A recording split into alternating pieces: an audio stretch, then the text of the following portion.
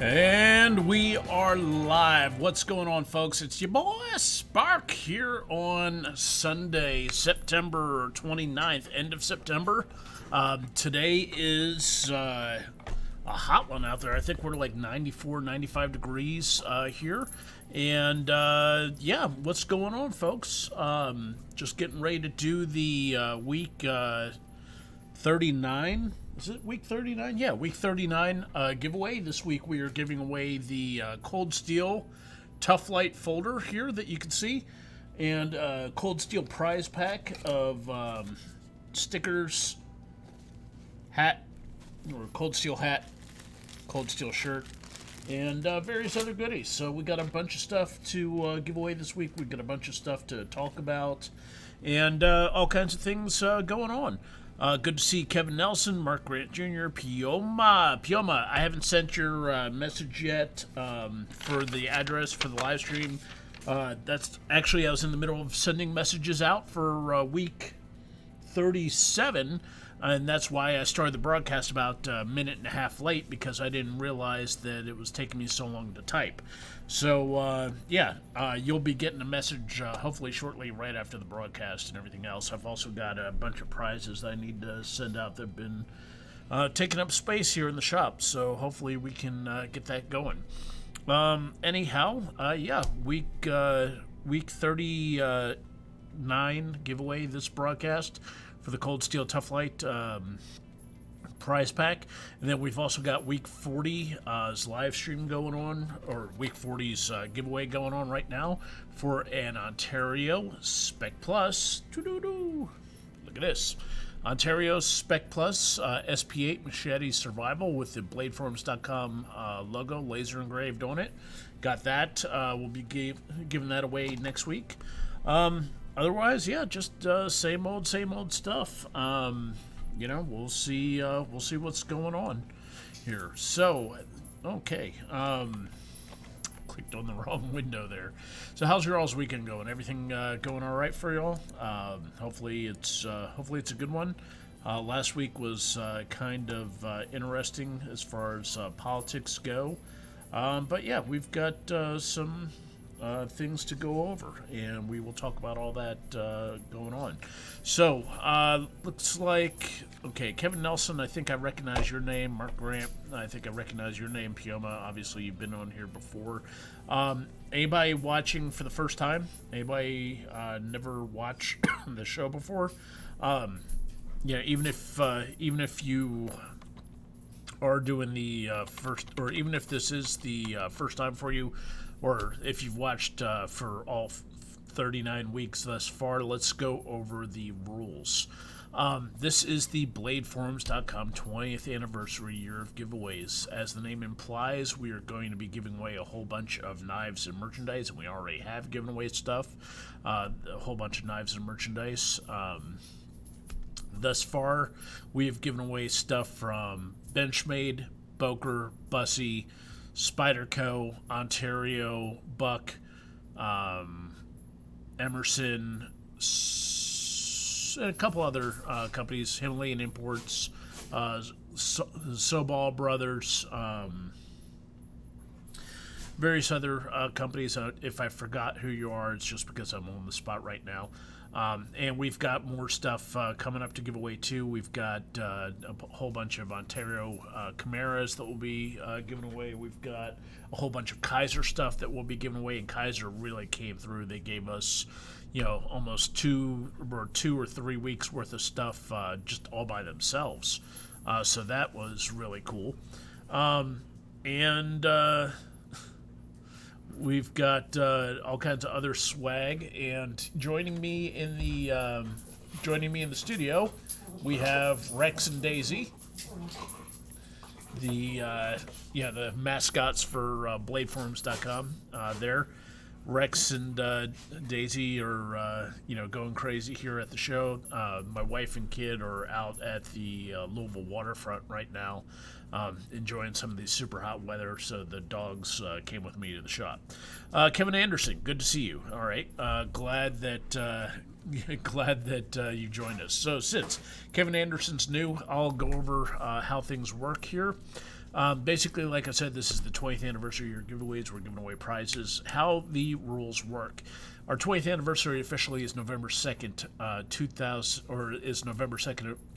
2018.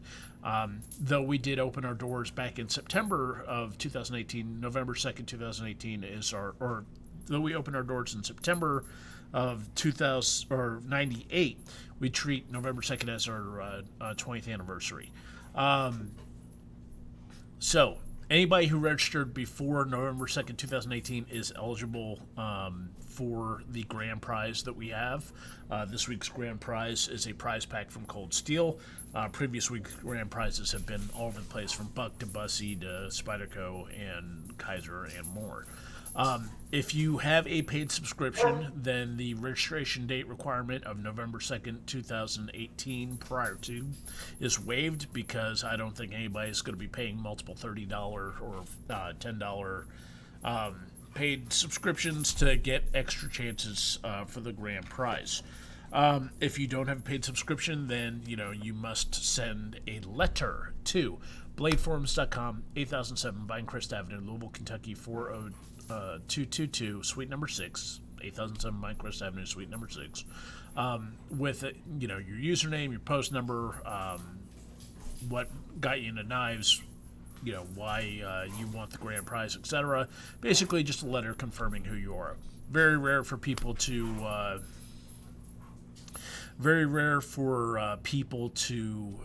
come in or to send letters. So typically, people won't read the instructions. They'll be like, "Oh yeah, I registered to join the contest this week on, March 2019 or September 2019," and they don't realize that they're ineligible because they didn't register before the anniversary. So how we do this is, what happens is we go to the giveaway thread. Whoops, wrong screen. All right, what we do is we go to the giveaway thread here. As you can see, I've got the giveaway thread up on the screen here. As you can see, we've got 13 pages. The very last post in the giveaway thread here is post number 259. So the very first post in the giveaway thread is, let me see if I can get that pulled up. First post in the giveaway thread is mine. So after that, what we do is we go to random.org. Random.org is a random number generator. And as you can see, I'm filling in post number 2 and post number 239 for the very last post in the thread. 259, sorry about that. 259 for the last post in the thread. And when I hit the generate button, a random number will be picked, and then we take that random number and we go back to the giveaway thread here, which is right there. And whatever the random number is, that is the winner for the merch. So what's going to happen is, first and foremost, we are going to give away a sticker. Then we will give away the bladeforums.com logo Velcro patch. And we will give away the logo t-shirt that you can see here. The patches come in 5 colors. The shirt comes in black with the bladeforums.com logo on the back and the front. And that's how it works. We give away the stuff, and then we'll be doing the Tuff Lite prize pack, and then we'll be doing a live stream giveaway for various prizes. This week's live stream giveaway is filled with all kinds of neato stuff. We've got more Cold Steel stickers. We've got a Petzl sticker here. We've got a SE AH1 Arrowhead. We've got a Night Eyes sticker. We've got the usual hank of 550 cord here. We've got some laser cut scrap, and we've got some soy sauce, because I like throwing in a bit of desk scrap for live stream prize winners. And we'll see if we can't find something else too. Maybe we'll give the live stream prize pack winner a Boker hat or something along those lines. Or maybe we've got a Cold Steel trucker cap over here. Maybe the live stream winner will get that this week. Kevin Nelson, does anyone else hear that squeaking in the background? You may be hearing Daisy And where's Rex? Rex, come here, Rex. There is Rex. These two like to fight constantly. So if you hear weird noises, wrestling, squeaking, yeah, that would be those two in the background fighting over something in the shop. So I'm going to apologize in advance for any noises that you guys may hear from the various dogs. And we'll see if we can get through the show without too much interruption. All right, so first and foremost, we're going to give away the BladeForums.com die cut sticker here. This is made of this is made of vinyl or something along those lines. Weather resistant, suitable for putting on the back of your car or on the face of your conquered enemies when you come across them on the battlefield or something along those lines. So let's get to it. Let's go to random.org here. We're going to hit the generate button. Generate button, post number 252 is the winner for the sticker. So what I'm going to do here is come down to my magical piece of paper that has all the prize winners on there. Then we're going to go to the giveaway thread. Giveaway thread is here. Post number 252 is probably going to be on page 13 because that's near 259. So let's go down to here. All right, 252 is Sergeua, Sergeua.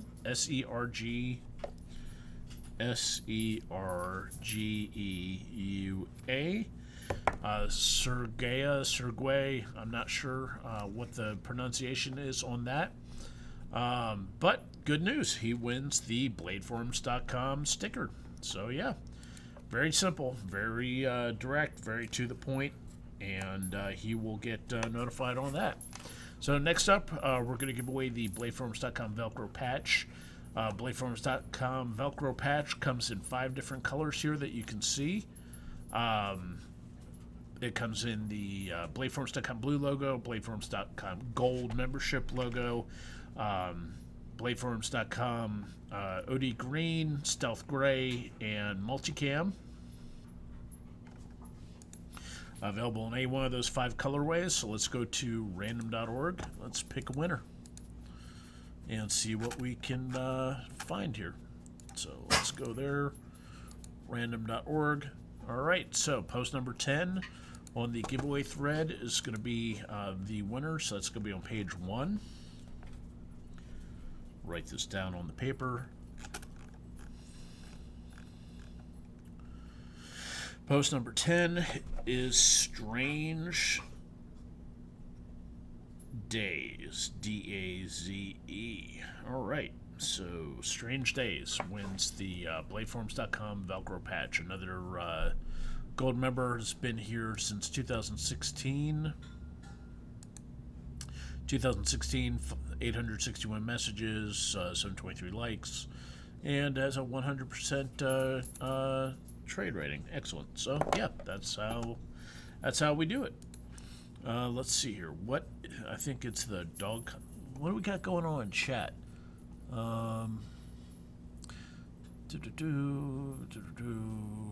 A to all, technical issue RN, boop boop, hold for transmission. All right, anyone else here that, okay, tell myself woof woof. What's the prize pack knife? That is a good question. The prize pack knife today is actually going to be, let's see if we can find it here. The prize pack knife today is going to be a Spyderco Salt that's been customized. H1 Salt with a wood handle. Yeah, look at that. Has a, I believe, a brass pocket clip here. I'm not sure if that's brass or titanium. To be quite honest, I am not sure who did the customization work on this. This may have been from one of our members a long time ago. I'm not sure. This has been rattling around the shop for quite a bit. So this is just a old school Spyderco 88 Salt. Wait a sec. The box says 88 SBK, but this is a plain edge. So yeah, even though the box says 88 SBK, this is a plain edge Salt in H1 that somebody's modified and checkered. So I'm not sure who did the work on this. This has been kicking around in the shop for a while though, and somebody's going to get to win this for the live stream prize pack today. This makes me wonder. I should probably go through the rest of these Spyderco boxes here. That's stuff that's been kicking around, and see if there's something else interesting in here. Should we do that? We've got a apparently a 101 Mannix here. No, yeah, this is 101 Mannix, so yeah, this is in the right box. And then we have a Spyderco C104 BMP Chris, and this is in the right box. Yeah, check this out. So these will be given away down the road for prizes at a later date. But yes, today somebody's getting a Spyderco Salt with a customized wood handle and brass pocket clip, or titanium, brass anodized titanium pocket clip. So yeah, that's what the live stream prize pack is going to consist of. Is the usual SEH1 arrowhead, the stickers, some miscellaneous desk scrap, 550 cord, etc. So yeah, that somebody is going to be getting that. Might be one of you guys. Probably will be one of you guys, since it's just live streamers today. So up next, we're going to give away the bladeforms.com logo t-shirt. So let's go to random.org and do that. Hit the button. All right, post number 71 in the giveaway thread. Post number 71 should be on page 3, I believe. Nope, it's going to be on page 4. All right, post number... What you got there, Rex? Rex is chewing on a piece of rope. All right, post number 71 is by Gigi. So, GG wins the bladeforms.com logo t-shirt that you can see behind me. Here's a larger version of the bladeforms.com shirt from the back. You can see the logo picture right there, and you can also see has the smaller bladeforms.com logo on the front. All right, so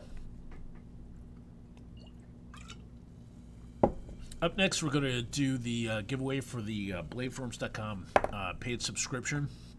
How this works is if you've got an existing paid subscription, you get an extra year tacked onto it. If you don't have a paid subscription and you meet the requirements, then you'll be gifted a gold paid subscription. So we'll see what's going on there. Let's go to random.org. Post number 118. So let's go to the giveaway thread. Post number 118 should be on page 6.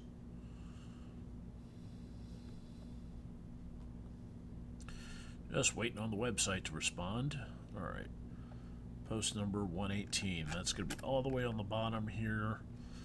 All right. T Scarlet. T Scarlet. Man, I think T Scarlet... I seem to remember T Scarlet winning a prize earlier on. But we will see. So yeah, T Scarlet wins the gold membership extension, so his gold membership will be extended out for another year. And yeah, that's how it works. So yeah. So what is going on here in chat? We've got people talking about the Spyderco Chris. I see Big Bad Goth and Iron Kid have made it out of the drunk tank to join us. Jason Puckett's here, and Big Daddy is here. SWEDC is here. So yeah, we've got some people online, even though it only says we've got 4 people watching on YouTube metrics. Apparently we are still online and people are watching, so that's awesome. All right, so now comes the part of the show where we dance. Now, actually, now's the time where we're going to talk about some political stuff. Rick Bradford's here saying enough of that, get to politics. So let's talk about some of the stuff that's been going on in the news this week. First and foremost, I have to do my little plug for Knife Rights like I do every week. KnifeRights.com is basically the knife industry's version of the NRA. They are out there. It's Doug and Sue Ritter leading a fight against big cities and the government, trying to make sure that our constitutional rights for keeping and owning and bearing knives are, here forever. KnifeRights.com has had some battles that they have won against various foes, such as the city of New York. They've basically beaten New York's ass on when it comes to knife carrying laws, and they need all the help that they can get. So I fully encourage you to go ahead and make sure that you give Knife Rights money. After you've, of course, bought a paid subscription to bladeforms.com for 5 or 6 years in a row, then I definitely suggest you go to kniferights.org and donate to them. They constantly have contests and giveaways going on with lots and lots of prizes. We've given away actually about 5 or 6 knives that have come from Knife Rights for prizes for the year of giveaways here. Basically, there's no battles or no upcoming cases going on right now with Knife Rights. There's no real news there. However, if you do not feel like donating directly to them, if you go through smile.amazon.com, you can pick who gets your money, a portion of your Amazon purchase. And as you can see, I've chosen Knife Rights Foundation Incorporated so that they get a little bit of every Amazon purchase that I make. I try to buy local instead of buying off Amazon, but sometimes I just can't avoid it. So, I give kniferights.com a portion of my purchase by going to smile.amazon.com. So make sure that you support Knife Rights. Make sure that you send them cash. Make sure that you get entered into the raffles. Every little bit helps. And, you guys have to help fight the forces of evil who want to make sure that we don't have our rights as far as all that stuff goes. So let's talk about some of the stuff that's went on in the news this week. This week, we have had a couple interesting things happen. This summer has been the summer of gun control from the Democrats, partially in part because of a number of mass shootings that have gone on. Ever since the Stoneman Douglas shooting last Valentine's Day, or not last Valentine's Day, but in 2018 Valentine's Day, gun control has really gone on the offensive. They basically have found a formula that works for them by using kids to push their message, because kids make great shields against criticism. They can say all kinds of outlandish shit. If it's supported, it's supported. If they take flack, then everybody's like, why are you criticizing a kid? Why are you attacking a kid? Of course, this only goes one way. If a kid from a conservative standpoint gets criticized, then you got guys like Reza Aslan saying that they need to be punched in the face and all kinds of other stuff. The people trying to take our rights have no compunctions about using human shields. We see that with the kids from MSDS, like David Hogg, Emma Gonzalez. We see that with Greta Thunberg as far as climate change hysteria, or the climate apocalypse that is going to be going on. Folks, I don't know how old all of you guys are. I am 47 years old. I was born in 1972. I remember global cooling being a crisis in the 70s. I remember people saying that the polar ice caps would be melted by 2000. The cities would be completely underwater by 2010. Here we are, 2019. None of that shit's happened. So so what's going on this week is, or to carry on from it, because of basically, the people for gun control learned their lesson from the 2016 election. They see the NRA and other gun control or anti-gun. They see the NRA and other pro-gun groups being for Trump as a threat against their messaging. So they've been in an all-out attack on the NRA and various other groups since the 2016 election. We've seen that with the talk about the NRA being a puppet of Putin. We've seen that with various other things. If you've defended gun rights online at all, then you've probably been called a Russian shill, a Russian bot, etc., etc., etc. So, 2000 or Valentine's Day 2018, MSDS shooting, Marion Stoneman Douglas High School shooting went on. A bunch of people were killed by a nut job using a AR-15 with 10-round magazines, and this really galvanized the gun control movement. They they took these children, made them into stars, and have been using them as the face of their gun control ever since. It did not get a lot of traction last year, despite all of this, because people just are tired of hearing their shit. Well, summer recess happened for the Senate and House of Representatives, and we saw 3 mass shootings in a relatively short time frame. We saw El Paso, Texas. We saw Gilroy, California, Garlic Festival, and we saw Dayton, Ohio. El Paso, Texas, was done by an anti-immigrant whack job who was spouting racist rhetoric, walked into a Walmart with a AK clone and hearing protection, gunned down a bunch of people, was captured by the cops. Gilroy, California, Garlic Festival guy bought a rifle from, guy lived in Nevada, bought a rifle, traveled to California, cut the fence at the Garlic Festival, went in, shot a bunch of people, was confronted by the cops, killed himself. Dayton, Ohio, far left, Antifa affiliated guy, bought an AR-15, had a 100-round drum, basically went to a nightclub, shot a bunch of people, then tried to go next door to another nightclub and shoot a bunch of people, got engaged by 5 cops who put 57 rounds into him, and he was dead right there. So all of this stuff happened inside of a couple weeks during the summer recess for Congress and the House of Representatives. So gun control has been a big thing this year. You've seen Democratic politicians campaign on it exclusively.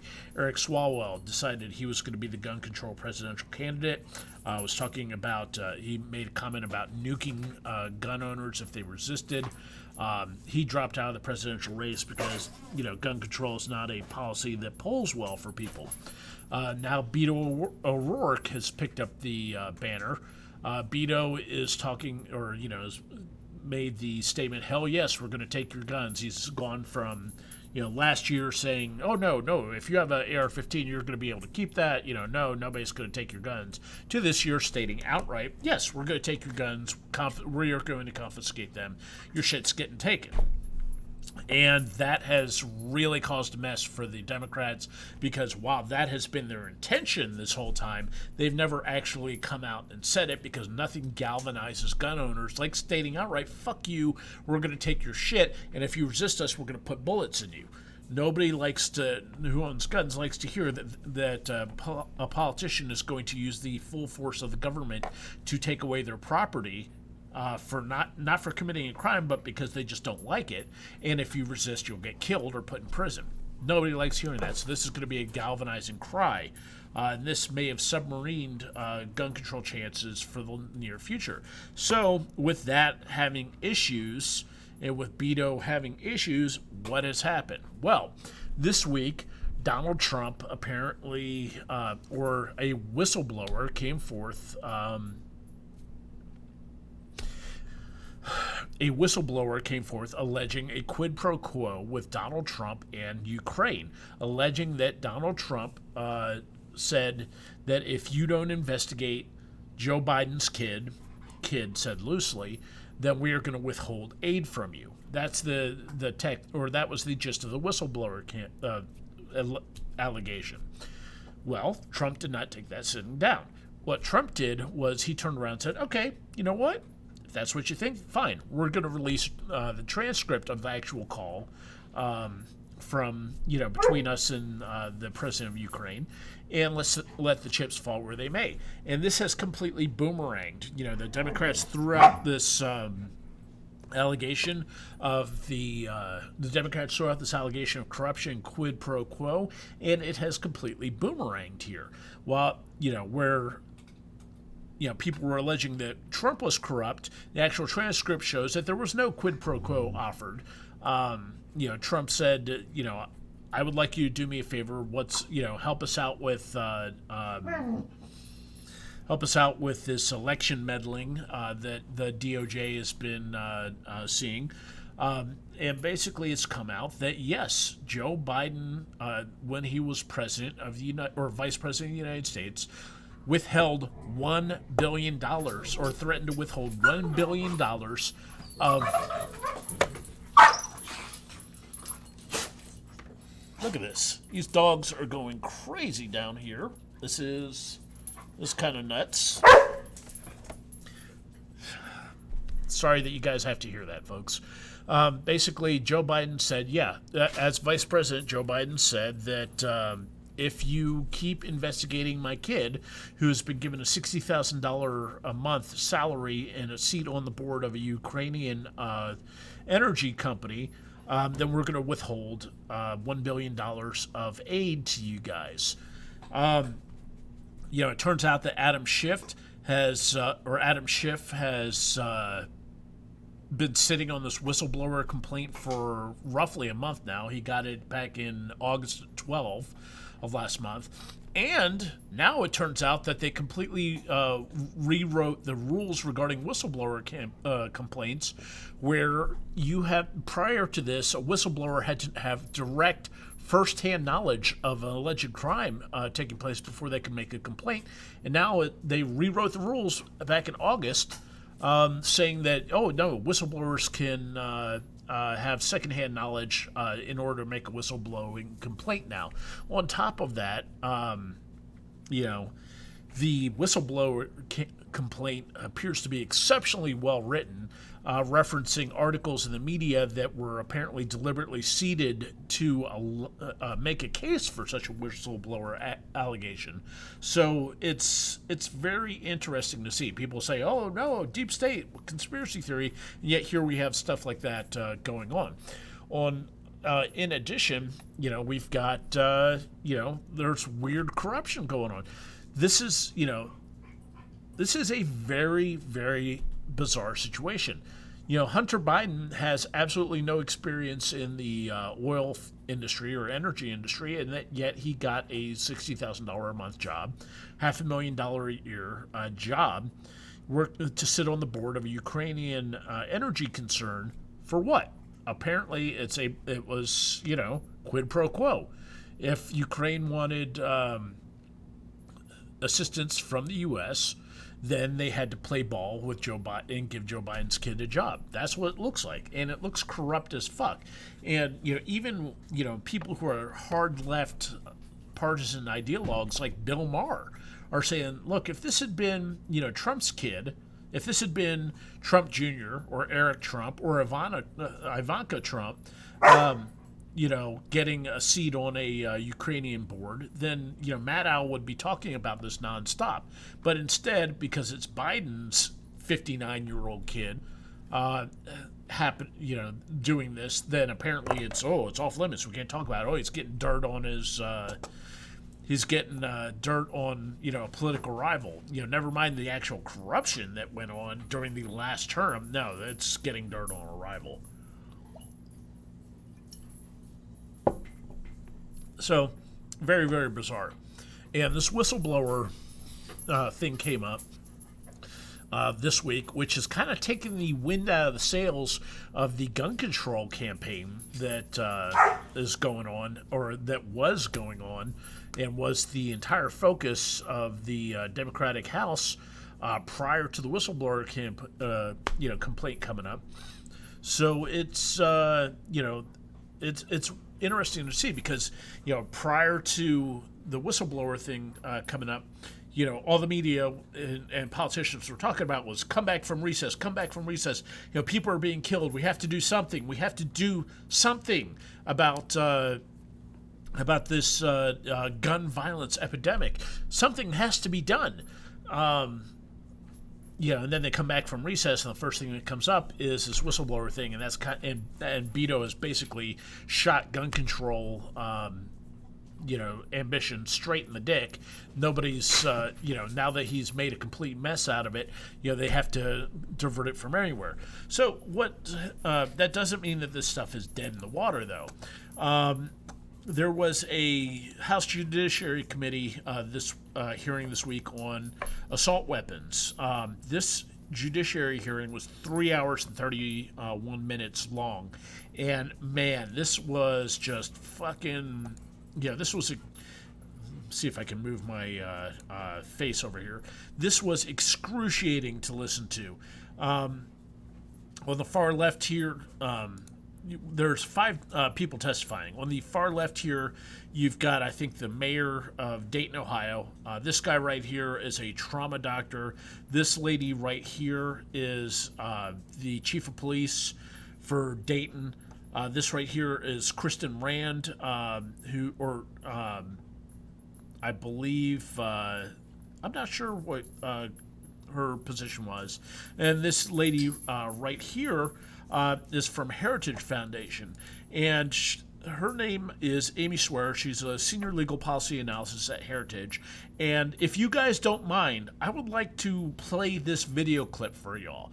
You guys really should hear what she has to say here. This is about a 5-minute clip. Shows, hopefully have some patience. This chick lays it all out, and it's incredible. I'm going to turn off the mic here for a second, and we're gonna play the clip, and you get to hear for yourself what she's saying. Thank you very much, Ms. Swearer. Chairman Nadler, Ranking Member Collins, and distinguished members of Congress. My name is Amy Swearer, and I am the Senior Legal Policy Analyst at the Heritage Foundation's Ed Meese Center for Legal and Judicial Studies. Just as doctors can only recommend an effective treatment plan if they first form a correct diagnosis based on accurate assessment of the symptoms, policy analysts and policy makers. Okay, sorry about that. Apparently there's no audio coming out. Let me turn up let me turn that up. Can you guys hear my voice? Okay, yeah, you can hear my voice. So let me get this going. See if we can rewind this a couple seconds. Thank you for considering All right. my views. Thank you very much, Ms. Swearer. Chairman Nadler, Ranking Member Collins, and distinguished members of Congress. My name is Amy Swearer, and I am the Senior Legal Policy Analyst at the Heritage Foundation's Ed Meese Center for Legal and Judicial Studies. Just as doctors can only recommend an effective treatment plan if they first form a correct diagnosis based on accurate assessment of the symptoms, policy analysts and policy makers must have an accurate understanding of the societal problems they are seeking to combat. Unfortunately, too many policymakers appear completely uninformed about basic factual realities related to guns and gun violence. Don't misunderstand me. We all want safer communities, but the characteristics distinguishing so-called assault weapons from non-assault weapons are not factors like caliber, lethality, or rate of fire. Proposals to ban scary-looking features like barrel shrouds or pistol grips are, for all intents and purposes, proposals to force law-abiding citizens to own guns that are harder for them to handle, harder to fire accurately, and more likely to cause them injuries, even when they are being used for lawful purposes. Moreover, semi-automatic rifles are not a meaningful driving factor behind rates of gun violence. 2/3 of gun deaths in this country are suicides, where the type of firearm is essentially irrelevant. With respect to gun crimes, over 90% are committed with handguns. Rifles of any kind are definitively used in only 3 to 4% of gun homicides every year, and an American citizen is 4 times as likely to be stabbed to death than they are to be shot to death with a rifle of any kind. Despite frequent claims that semi-automatic rifles are the weapon of choice for mass public shooters, in the last decade, over half of these shootings have been carried out with handguns alone.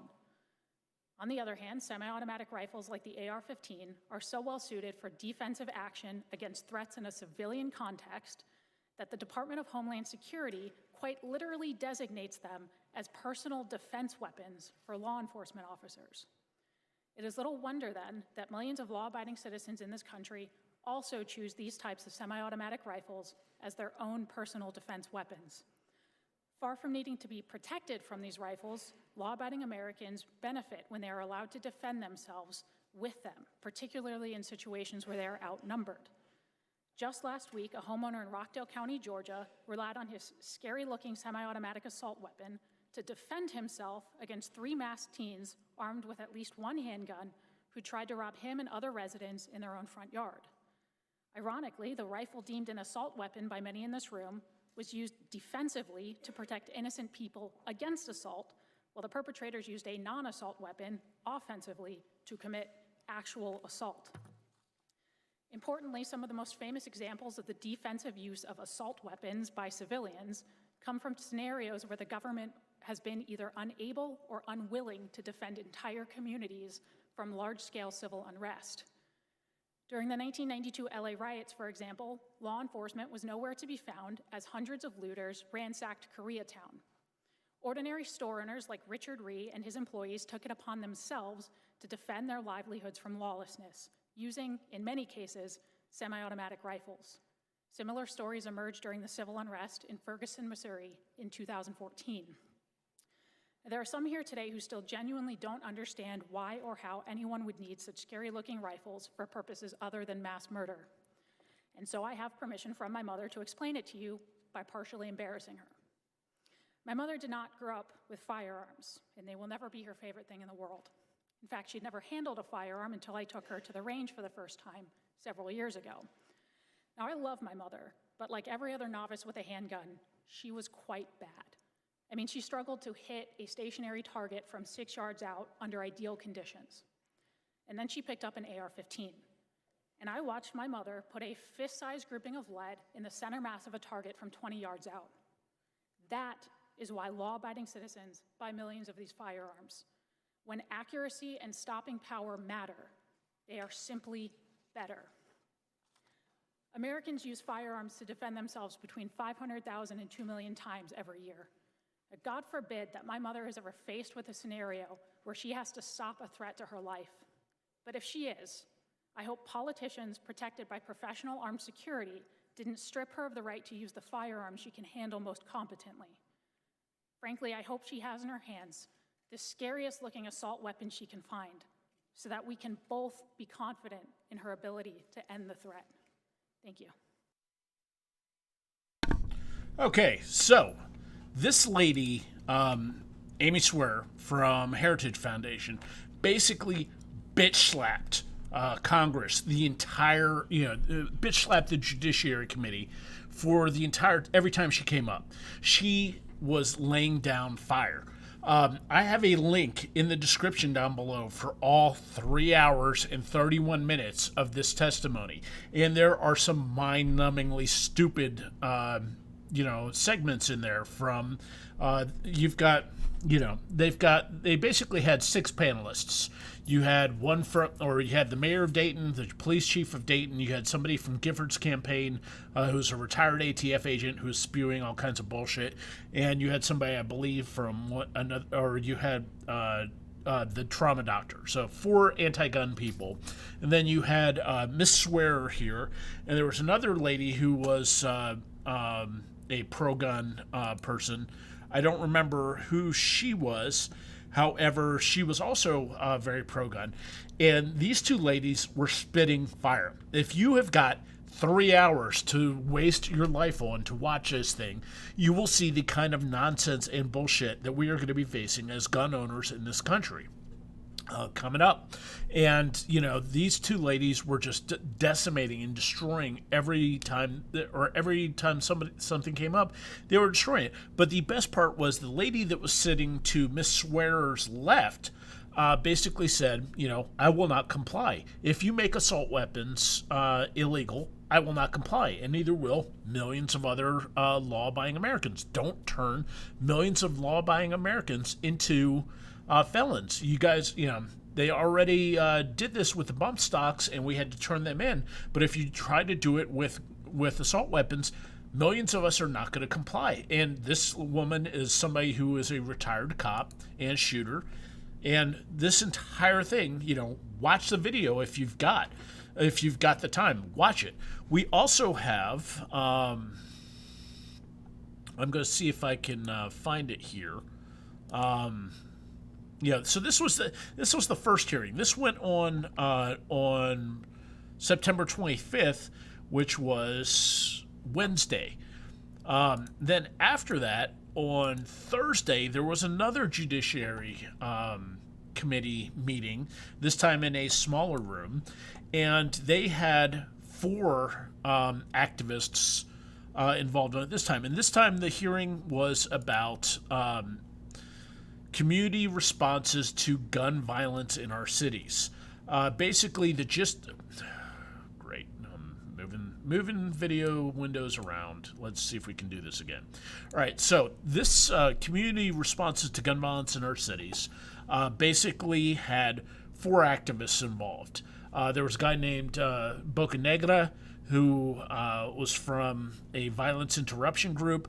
There was a fellow named Reggie Moore, who I believe was from Milwaukee, Wisconsin. There was a woman named Amber K. Goodwin from CJ, another activist group. And then you had a fella named Madge Toure. Madge Toure is a personal hero of mine. Madge Toure is the founder of Black Guns Matter. Madge Toure is a African-American activist whose group, Black Guns Matter, is about training African-Americans and other urban people to use and be responsible in firearms ownership, and to demystify and to remove the taboo aspect of firearms ownership from people who have traditionally no experience with firearms, or at least no positive experience from firearms, or no experience in a lawful manner. Basically, his motto is make the hood great again, and all gun control is racist. And this guy is one of my personal heroes. If you are not familiar, go to blackgunsmatter.com. Let's see here if I can get it pulled up. All right. Nope, that's not it. Black Guns Matter. All right, Black Guns Matter, official Black Guns. Okay, let me see if I can get this pulled up here. All right, so if you guys are on Facebook, which probably you are, you can go to the official Black Guns Matter page on Facebook and follow them and see, be fans with them. You can follow Black Guns Matter on Twitter. You can buy merch from Black Guns Matter's web store here. Basically, I love Madge Toure's message and everything else. So watching this happen on Thursday, another 2-hour and 48-minute video, which I also have down in the description here. Basically, I was expecting a utter fucking shit show from this judiciary hearing, because anytime where you've got a whole bunch of activists going in to talk about community responses from gun violence in our cities, I expected to hear nothing but gun control proposal after gun control proposal after gun control proposal. Imagine my fucking shock when instead every one of these activists was saying, in addition to Toure, they were all saying that instead of doing punishment, they need to be doing prevention strategies. Don't pass more gun control laws. Instead, fund things that are shown to work. And, stuff like after-school programs, mentoring, daycare, etc. These are all strategies shown to reduce all levels of crime across the board. Every aspect of crime. And some of the statistics that came up in these hearings are mind-blowing to hear because, people don't realize it. These the statistics that came up were like 80% of all gun homicide in this country occurs in urban environments. 80%. And urban environments are typically anti-gun. One of the Congress people, I believe his name was Hank Johnson, I think it was, an African-American fellow, he pointed out that, 5% of the people out there, African-American men, are committing 50% of the firearms homicides and are 50% of the homicide victims. And this is not, something that white supremacy is driving. This is gun control isn't going to solve this. This is structural problems in the community. This is poverty, income inequality, lack of education, lack of opportunities, and and I was just completely blown away in this Judiciary Committee hearing here, where the activists like Bocanegra and Moore and Green were all saying, look, we need programs. If you want to stop gun violence, we need programs that are going to reduce violence across the board and reduce poverty and help get people educated and stuff like that. And one of the guys that really, really shocked me was Bocanegra. Bocanegra was saying that the average person in his violence interruption group that he's dealing with has a total of like 17 or 18 arrests. 17 or 18 arrests on his books and 5 felony convictions. These are guys that cannot get guns legally. There's no way for them to get a gun legally. If you've got 5 felony convictions, every single next background check will spit you out. There's no way for them to get guns legally, yet they can because they are deep in the criminal movement. So the way to avoid this, or to avoid these guys getting back into trouble, is to get them job opportunities and to get them training and to get, have conflict resolution, de-escalation, violence mitigation, trauma mitigation, all this stuff. And all of this ties back to something I've been promoting and talking about for years. There is a fella named Dr. Gary Slutkin, and I'm going to see if I can find... Okay, there's a link down in the description below for Dr. Gary Slutkin's TED Talk. I'll see if I can... Yeah, all right. I've got it. I'm pulling it up on the screen right now. But this is Dr. Gary Slutkin right here.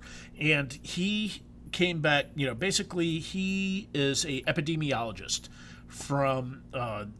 who does all this work in Africa. He deals with tuberculosis, cholera, AIDS, all these contagious diseases, all these actual real-life epidemics. And he deals with the epidemics firsthand, and he sees what works and what doesn't. And he has this TED Talk here, which, again, I have linked down below. Watch this TED Talk. Watch this, watch the Senate Judiciary Committee meetings. But Dr. Slutkin, he comes back from Africa, and he's talking about, he's been on the front lines there, working in horrific conditions, cholera, tuberculosis, AIDS, dealing with some of the worst diseases mankind faces. And he comes back and he goes to a cocktail party, and all these cocktail party people come up to him and go, Dr. Slutkin, what do you think about this gun violence epidemic? How do we treat this gun violence epidemic? And he looks at him and he's like, what gun violence epidemic? It's not a epidemic. If there's a problem with violence, if you want to solve the problems with violence, then you have to treat it like a contagious disease. And he goes into this stuff about how you can stop, how they handle actual infectious diseases by interrupting the cycle. The trick to fighting infectious diseases is not to, go around and ban people from doing whatever they're doing. The trick is to interrupt them before they infect somebody else. If cholera is a result of dirty water, you go to the source of the dirty water and you cut that off, and you train people not to drink dirty water. HIV, needle sharing, unprotected sex, etc., stuff like that. Instead of just handing out antiviral medication for treating HIV, you have to interrupt it before someone else gets infected. And watching these activists from the Senate Judiciary Committee meeting talk about, we're interrupters. We are interrupters. We are going out there and we are stopping people from committing more crimes. We're getting to people before it becomes a vicious cycle. We need resources so that we can do violence de-escalation, mitigation, trauma care, etc. We need after-school programs. And it was mind-blowing to see all of this stuff go on and then watch it go in one ear and out the fucking other with all these Democrats who wanted to push gun control. It was fucking insane.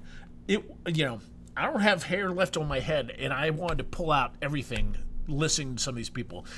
In particular, Maj Touré, got up there and was talking about how, they work to demystify firearms ownership, how they work to do education, and how the answer is not to legislate more punishment, but to do prevention. And right after he finished saying that, a Democratic congresswoman said, I listened to this, and you know what we need? Red flag laws.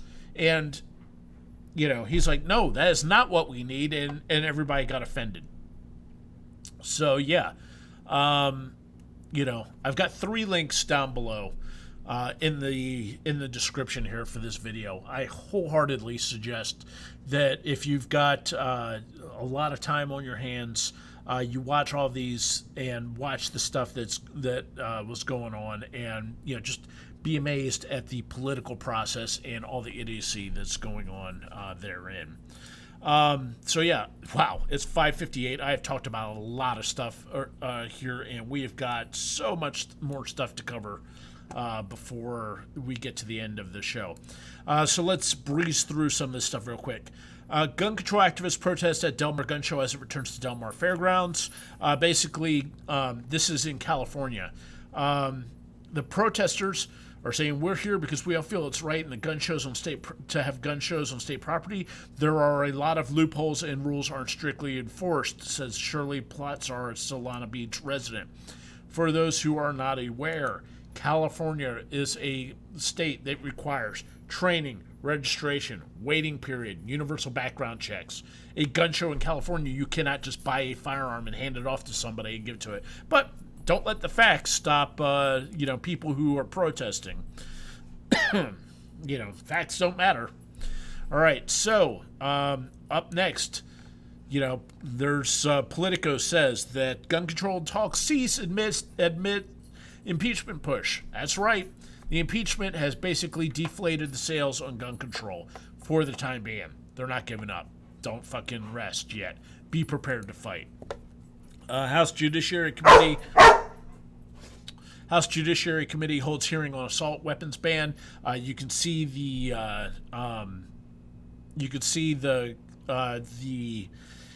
hearing on the link I did down below.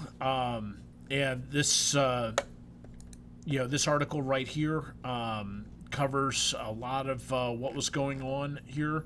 But basically, watch the hearing just because Miss Swearer from Heritage and let's see, Miss Swearer from Heritage and who was the other lady here? There was another lady who was testifying as part of that, basically fucking owned the shit out of all the gun controllers.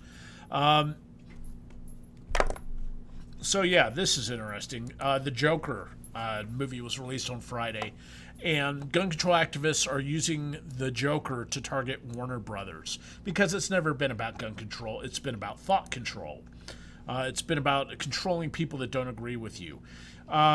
With the impending release of Warner Brothers' The Joker, gun control activist Igor Volsky and 5 individuals who lost family members in the Aurora, Colorado attack penned a letter to the studio demanding that the company end political contributions to candidates who take money from the NRA and vote against gun reform. So it's not about gun control. It's about silencing speech that you disagree with. Igor Volsky was the guy behind Think Progress, and he saw that Think Progress was going to go under. So he bailed from there about 5 or 6 months ago, and now he's doing gun control, grifting full time. And this is how they do it. They're attacking from various fronts. There's been a lot of stuff going on where people thought that incel idiots were going to shoot up Joker movie premiere. We don't know exactly what's going to go on. I'm not sure how this is going to work. The New York Attorney General, Letitia James, has decided that she wants to crusade against 80% lowers. For those of you who aren't aware how firearms law works in the U.S., especially when it comes to AR-15s, an AR-15 rifle, like so, as you can see, AR-15 rifle. AR-15 rifle basically breaks down into two major component groups. You have, let's see if we can show this off. You have the upper receiver assembly, which comprises the barrel and your muzzle and stuff like that. And then you have the lower receiver assembly here, which the magazine goes into. You've got the fire control group, you've got the pistol grip, you've got the stock that's attached to it, right? So for the purposes of gun control, or for the purposes of firearms regulations, AR-15s are the lower receiver of the AR-15, where the fire control group, the stock, the trigger, the magazine goes into, and the pistol grip gets attached to, is considered the firearm. Well, when you're looking at stuff, there is a thing on the market called a 80% lower, where it is not a complete lower receiver. Here on the bottom of the screen here, you can see a finished lower receiver. The magazine well has been cut out. A pocket has been machined into it for the fire control group. There we go. A pocket has been machined into it for the fire control group, which is where the trigger, the hammer, the disconnector, etc., all those parts will go into. The stock screws into here. The pistol grip gets drilled into the bottom. Here on the top with the 80% lower, the pocket hasn't been drilled out. As far as the ATF is concerned, this is not a firearm. Right here on the bottom, this is considered a firearm. The ATF says that if the firearm is not, if it takes substantial machining to turn this into a firearm, that's not really considered a firearm at all. That said, this is a subjective thing. The ATF has given a lot of leeway to people on what is considered a firearm and what isn't. They have put people in jail for having lower receivers that they thought were, having 80% receivers that they were not actually considering 80%. Well, Letitia James, the Attorney General of New York, has been sending out cease and desist letters to manufacturers of 80% lower, saying you cannot sell them in New York because this is a assault weapon. Well, sorry, Letitia, this is the federal law here, and you're not allowed to say that. So this is probably going to get turned into a lawsuit sooner or later. Up next, Trump's nominee for the head of the ATF, his name is Canterbury. What's his full name? Chuck Canterbury. He's getting pulled because he supports red flag confiscation orders. People are not happy about that, so he's stepping down from consideration. Let's see. Firearms Policy Coalition. Second Amendment protects large capacity magazines. These guys are suing California in the Ninth Circuit Court of Appeals regarding California's so-called large capacity magazine ban. Their brief has been joined by 9 individual gun owners, all plaintiffs in another federal magazine lawsuit, and 8 Second Amendment advocacy organizations. Now, this lawsuit is part of the reason that it's important to vote. If you don't vote, you are giving up. You are, conceding the battle by default. Because Trump won the 2016 elections, he has been able to appoint something like 160 federal judges to the bench. And because of this, Trump has basically been able to reshape the Ninth Circuit Court. Let me see if I can get this pulled up here. All right, Trump, Ninth Circuit. Yeah, he has basically been able to, he's appointed more judges to the Ninth Circuit than any other. And this has radically changed the Ninth Circuit. So Ninth Circuit before was famous for tossing down verdicts that were overruled when it went to the Supreme Court. And now it is possible that we may start seeing pro-gun rulings come out of the Ninth Circuit. And this, the effects of this may be for a millennia, or not for a millennia, but for decades to come. So we will see what happens there. Also next, New Zealand introduces bill for mandatory gun registry, claims no rights to arms. Yeah, you didn't think they were actually going to stop with semi-automatic weapons, did you? No, of course not. Now that they've gotten it started, they've decided the national gun registry is necessary because people aren't turning in their guns fast enough. They've been unsuccessful with confiscating guns, so now they want a registry of all the legally owned guns in New Zealand so that they can better confiscate them down the road. Also in news, Atlanta Journal-Constitution finds that shooting back at armed masked intruders might be legal. Basically, this was written as a thing here.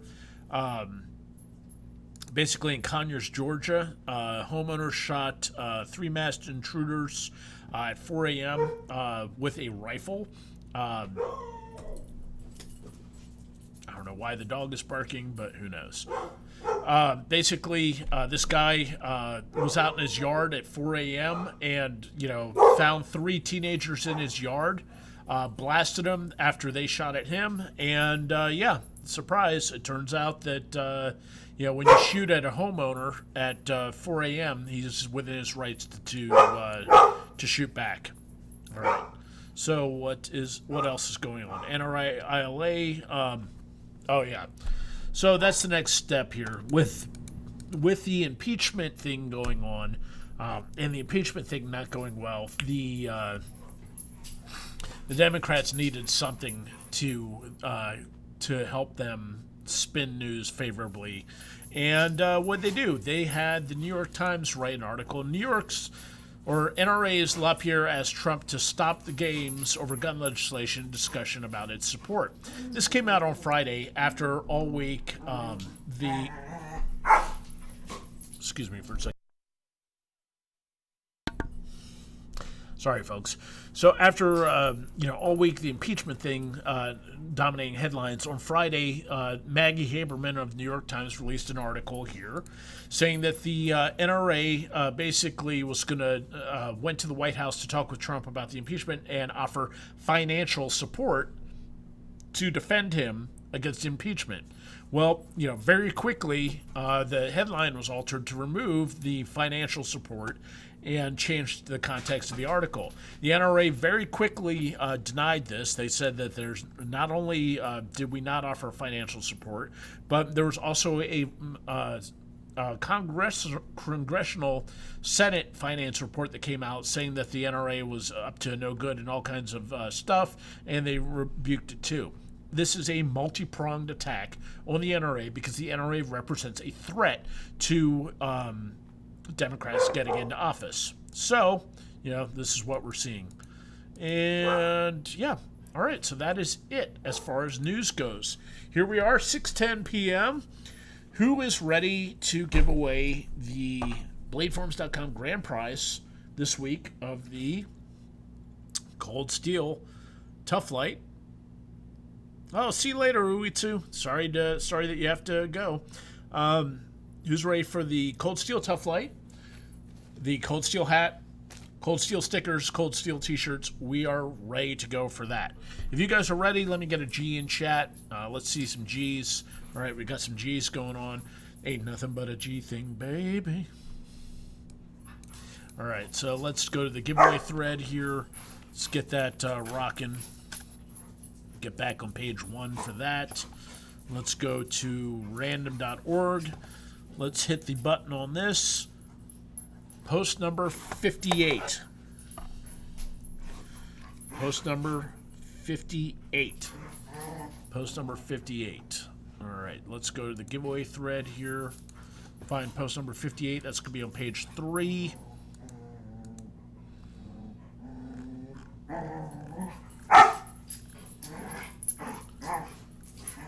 All right. Post number 58 by Sacto. Sacto is a basic member.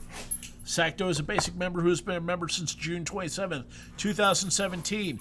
Grand total of 164 posts. Last seen today, 1:04 p.m. You think he's going to be happy with this? So let's give Sacto a big congratulations. I'll be sending him a PM after this. Congrats to Sacto. Congrats to Sacto. Post 58 for winning the Cold Steel Prize Pack. So congrats to him. He's not watching, but no problem. So folks, with that, we are ready to do the live stream prize pack. This is how it goes, folks. We are going to go to Wheel of Names here. Wheel of Names is the new and improved random name picker for everybody in the chat. So basically, you have got, let's see, should we do a different song for that? Yeah, let's do a different song this time. Right, yeah, let's do a different song. So, here's the music. You hear the music? Alrighty. Alright, folks. You hear the music? Cool. You've got 1 minute, 55 seconds to get your username in on the chat. 1:55 to get your username in the chat to be eligible for this week's giveaway. Alright, folks, come on, 1 minute 20, get your names in. Get your names in.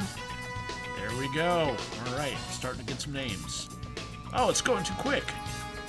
Alright, get her done.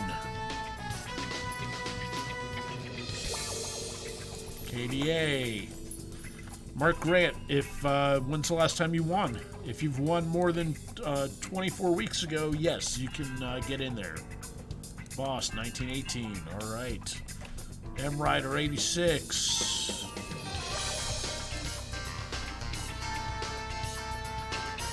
Jeff Senpai. Notice me, Jeff Senpai. Yeah. Edge of Life. SWEDC.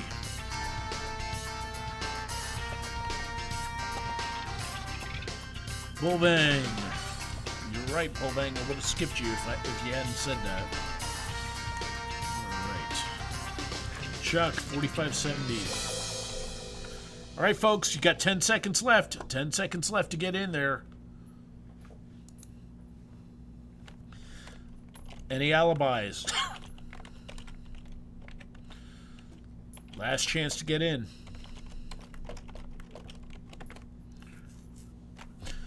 Yeah, this week no hate chicken. No hate chicken this week. Hate chicken will be next week. I've got a big old thing of zesty buffalo sauce for next week's thing. This week, somebody is going to be winning. Once again, let's go over the prizes for this week's live stream giveaway. No, the Irish don't get to enter. No Irish this week. No dogs are Irish.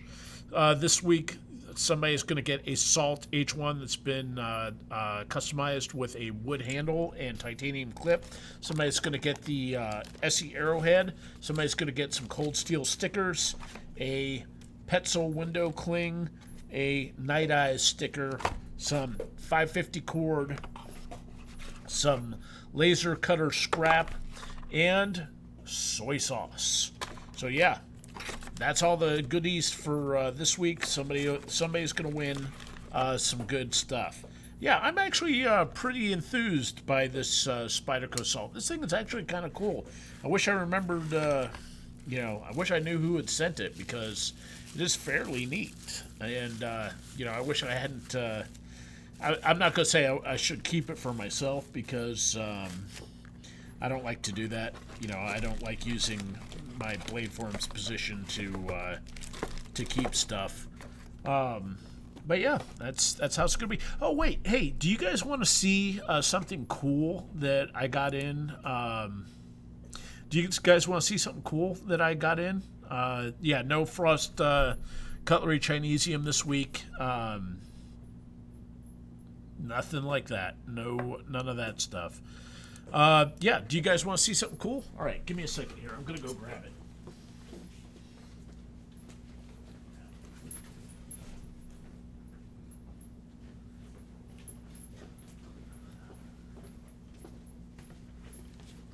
I got in a couple things that were super cool here, and I'm going to show them to y'all.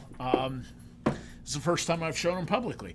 All right, so first and foremost, are you guys familiar with RMJ Forge, RMJ Tactical? Ryan M. Johnson out of Tennessee. He makes cool tomahawks. I am a huge tomahawk fan. But he also does stuff under what's known as his Gold Point Forge thing. And Ryan does hickory thumpers that are filled with pewter. So you've got a real heavy, this is a piece of hickory that's hard as hell to begin with. And now it's filled with pewter. And, a couple years ago when he came out with these, he was doing Bible Psalms on them. And I was like, hey man, why don't you do one in Hebrew? And this is, I believe, Psalm 122:1. It's got the Star of David on it. It's in Hebrew, and it is all about basically God telling you to beat ass on somebody. So that finally came. But I'd had that on. I had ordered that like a couple years ago. But last year, this is what I really like. Last year, I ordered a humble Bowie from him. And I was like, Ryan, here's the deal. I want it to look kind of retro, basically I had wanted it to look retro, like something out of the Vietnam era Mac V SOG thing, where I wanted a jig bone handle and flat blade. But I was like, if you decide to do something else, I'm not going to complain. Go hog wild, just let your juices flow and do whatever. So, what came last week was this. Check this out. This is the Humble Bowie. It's got a, battle-worn finish here that looks like is old school as hell. Elk antler handle with 45 Winchester, cartridges to hold on the handle there. And, man, this thing is so fucking cool. Have you seen Inglourious Bastards? Lieutenant Aldo Raines. My name's Lieutenant Aldo Raines. When you come into my command, every man here takes on a debit. Each and every man under my command owes me 100 Nazi scalps, and I'll have my scalps. This is so fucking cool. Very pleased with this. Native American style sheath. Very, very pleased with this. It's rare that I get to treat myself in this, but yeah, that is so neat. So yeah, I'm very pleased with that. So with that, folks, let's do the random giveaway. Everybody ready for the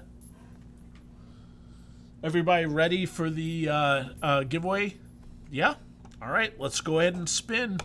Booyah.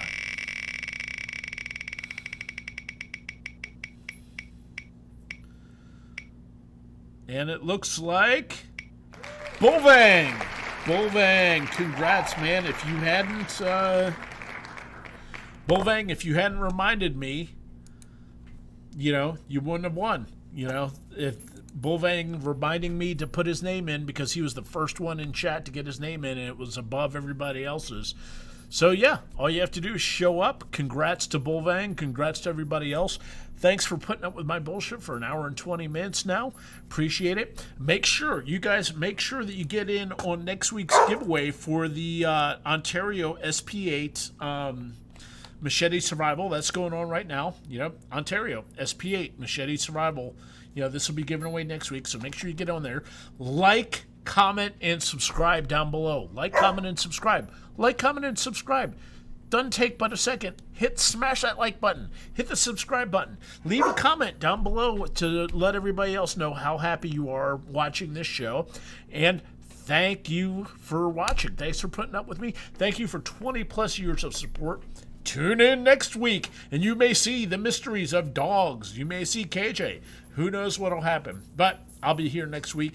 We are on week 40, which means we have 12 weeks left. We are 3/4 of the way through the year of giveaways. Only 12 weeks left, and we still have...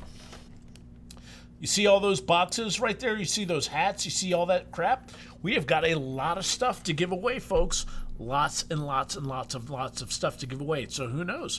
We may just have to keep going into the 21st anniversary year of giveaways for next year. Somebody's going to win. Might as well be one of you guys. Thanks for coming in. Thanks for watching. As always, appreciate the support. And you guys have an awesome rest of the week.